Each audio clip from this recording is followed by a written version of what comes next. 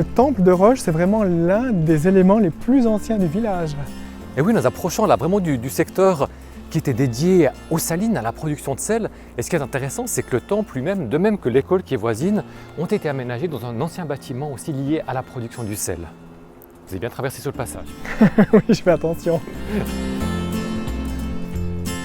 Oh, une magnifique avenue pour nous emmener vers le bâtiment de la commune, là, hein, c'est ça? Spécialement tracé pour nous, Pierre. Ah oui, c'est très beau, il faut qu'on soit digne. Et il a reçu de la visite Albert de Haller. Oui, une belle visite d'un grand séducteur comme vous, Oui, comme vous aussi, Pierre. Le fameux Giacomo Casanova. mais qui n'était pas seulement séducteur, il savait aussi écrire. Non, il n'est pas venu pour séduire la fille de Haller, c'était aussi un écrivain et aussi un homme de lettres. On faisait tout descendre à Roche. La pierre, le bois aussi, par le biais de l'eau froide, avec l'aménagement d'un barrage en altitude, un barrage qui date de la fin du XVIIe siècle.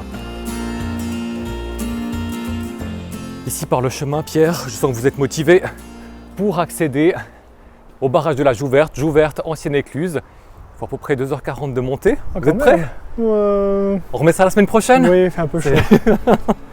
J'en étais sûr.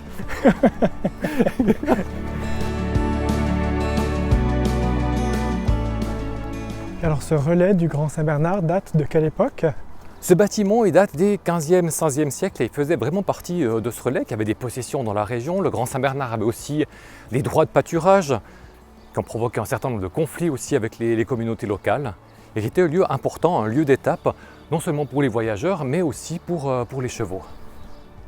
Oui, parce que le Grand Saint-Bernard avait des droits un peu partout ici. Les droits qui étaient étendus le long principalement des voies de communication, comme l'abbaye de Saint-Maurice aussi, qui avait des possessions le long de ces voies de communication, et puis des relais, des hospices, on en avait un à Villeneuve aussi, qui a été fondé par la famille de Savoie, donc qui jalonnait vraiment ces routes, qui étaient des routes de dimension européenne.